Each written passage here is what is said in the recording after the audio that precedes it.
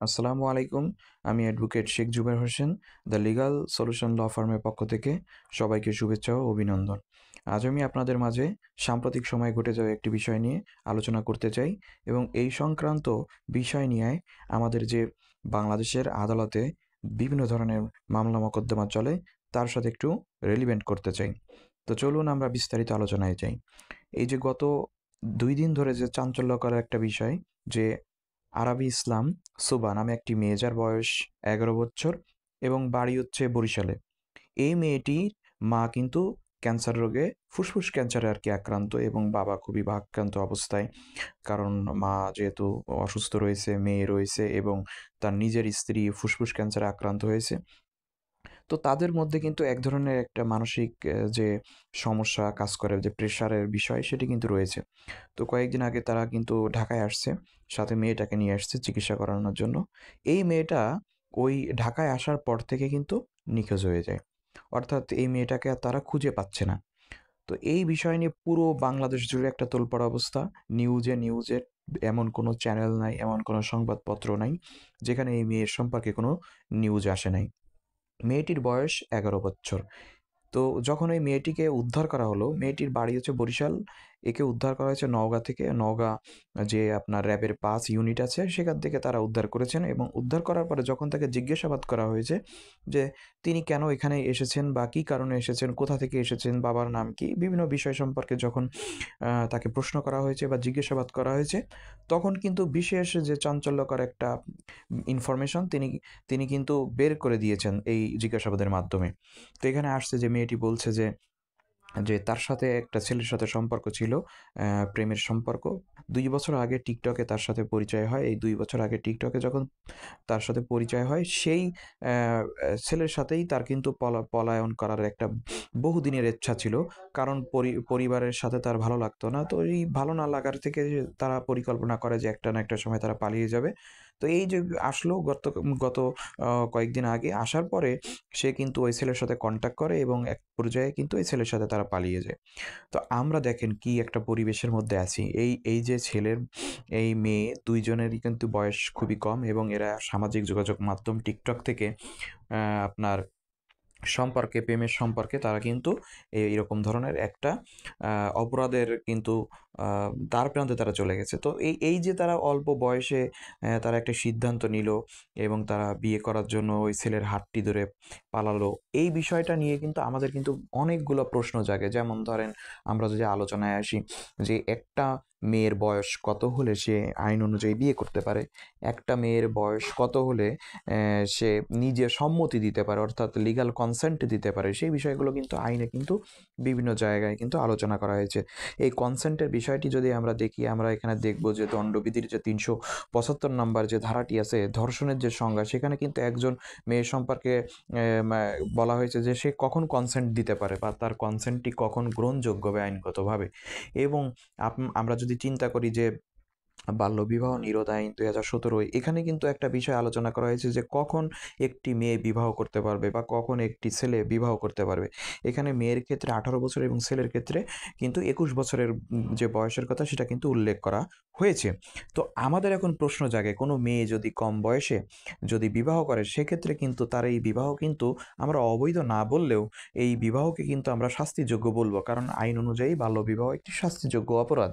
অন্যদিকে কোনো মেয়ে যদি তার সম্মতি দেওয়ারই যদি না থাকে, এখতিয়ার না থাকে, অর্থাৎ সে সম্মতি দিতে পারে না, যদি তার বয়সটা যদি ওই যে দণ্ডবিধির যে ৩৭৫ এই যে ধারা, এই অনুযায়ী তার বয়স যদি ১৪-র কম হয় বা আন্ডার মিসকনসেপশনে দেয় বা সে যদি ফ্রডুলেন্টলি দেয় বা তার এই কনসেন্টগুলো যদি জোরপূর্বক গ্রহণ করা হয়, এই সকল ক্ষেত্রে কিন্তু তার যে সম্মতি, সেই সম্মতি আইনগতভাবে বৈধ হয় না।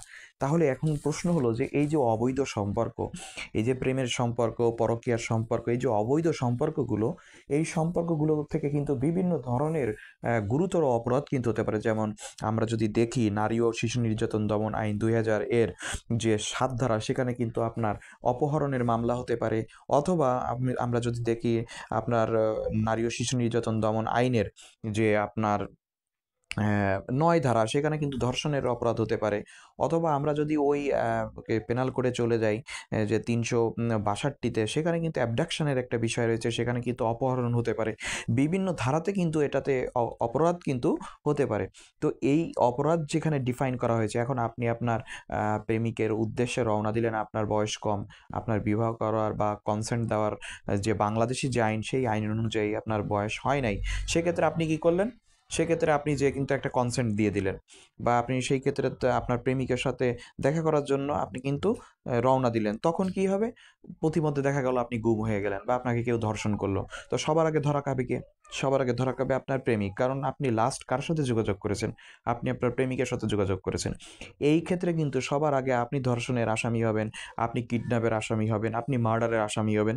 তো দেখেন কত বড় একটা রিস্ক।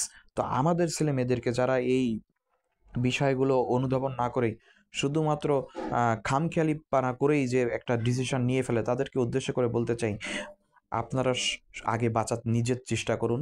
নিজে যদি বাঁচার চেষ্টা না করেন, কিন্তু আপনি ফেঁসে যাবেন, এবং আপনি ফেঁসে গেলে আপনার কিন্তু এত বড় ধরনের একটা বিপদ হয়ে যাবে, আপনি নিজেও কিন্তু কল্পনা করতে পারবেন না। আপনার কিন্তু পরিবার শেষ হয়ে যাবে, আপনার লাইফটা শেষ হয়ে যাবে। আপনার কিন্তু আদালত চত্বরে চক্কর কাটতে কাটতে এমন হতে পারে যে আপনাকে জেলেও যেতে হতে পারে। জেলে তো যেতেই হবে মাস্ট। যদি কিডন্যাপ হয়ে যায় বা যদি ধর্ষণ হয়ে যায়, আপনি বাদে অন্য কেউ করেন, তাহলে মেয়ের বাবা কিন্তু সবার আগে আপনাকেই কিন্তু মামলা দিবে। এবার আসুন, যে এই সম্পর্ক কেন আমি অবৈধ বলছি। দেখেন, বৈধ সম্পর্কে একটা লিগ্যাল রাইটস থাকে, লিগ্যাল একটা রেমেডি সেখানে থাকে। অর্থাৎ লিগ্যাল সম্পর্ক, আইনগত সম্পর্ক যদি কোথাও ভেঙে যায়, সেক্ষেত্রে কিন্তু আপনি কি পাবেন? আপনি কিন্তু আদালতে যেয়ে মামলা করে আপনি কিন্তু আপনার প্রতিকার পাবেন। কিন্তু যদি অবৈধ সম্পর্ক হয়, যার কোনো লিগ্যাল রাইটস নাই, যেটা কোনো কন্ট্রাক্ট নয়, সেখানে কিন্তু আপনার সাথে অন্যায় হলেও কিন্তু আপনি কোনো ধরনের প্রতিকার কিন্তু আদালতে পাবেন না। এক্ষেত্রে শুধু দেখবেন যে সফট কর্নারটা মেয়ের দিকে থাকবে।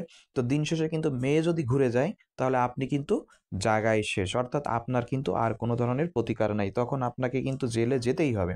তো যারা পরিবারের বাবা-মা আছেন, অভিভাবক আছেন, তাদেরকে রিকোয়েস্ট করব, আপনার ছেলে-মেয়ে কিভাবে বেড়ে উঠছে, তার সঙ্গ কি, সে কোথায় যাচ্ছে, এই বিষয়গুলো আপনারা মনিটরিং করুন, এবং আপনার ছেলে-মেয়েদেরকে আপনারা সময় দিন। আপনার ছেলে-মেয়ে কি চায়? আপনার ছেলে-মেয়ে কেন সম্পর্কে যাচ্ছে, প্রেমের সম্পর্কে? আপনি দেখুন যে তাকে যদি বিয়ে দেওয়ার দরকার হয়, আপনি বিয়ে দিয়ে দিন। একটা বড় ধরনের অপরাধ থেকে বা একটা বড় ধরনের বিপদ থেকে যদি আপনার ছেলেকে বা আপনার মেয়েকে যদি উদ্ধার করতে হয়, তাহলে পারিবারিকভাবে আপনারা দেখাশোনা করে বিবাহ দেওয়ার জন্য চেষ্টা করুন। এ সংক্রান্ত বিষয়েও কিন্তু আপনার এই বাল্যবিবাহ নিরোধ আইন ২০১৭ এর যে ১৯ ধারাটি আছে, সেখানেও কিন্তু একটা বিশেষ বিধান করা আছে। সুতরাং আপনারা এটা পরামর্শ নিয়ে, শিশু যে বিশেষজ্ঞ আছে তাদের পরামর্শ নিয়ে, বা উপজেলা যে নির্বাহী অফিসার আছে তার সাথে আলোচনা করেও কিন্তু আপনারা এই ধরনের সিদ্ধান্ত নিতে পারেন যে আমি এখন কি করতে পারি? আমার মেয়েকে আমি কন্ট্রোল করতে পারছি না, আমার ছেলেকে আমি কন্ট্রোল করতে পারছি না। তো সেই ক্ষেত্রে কিন্তু আপনারা যোগাযোগ করে আপনারা কিন্তু বিভিন্ন ধরনের প্রতিকার কিন্তু আপনারা পেতে পারেন। অর্থাৎ অপরাধ করার থেকে, বা অপরাধ সংগঠিত হওয়ার থেকে অপরাধটি প্রতিরোধ করা সবথেকে বড় গুরুদায়িত্ব হলো পরিবারের যারা বাবা-মা থাকে বা অভিভাবক থাকে তাদের উপরে বর্তায়। তো আর বেশি কিছু বলতে চাই না। আজ এই পর্যন্তই। ভালো থাকুন, সুস্থ থাকুন। আল্লাহ হাফেজ।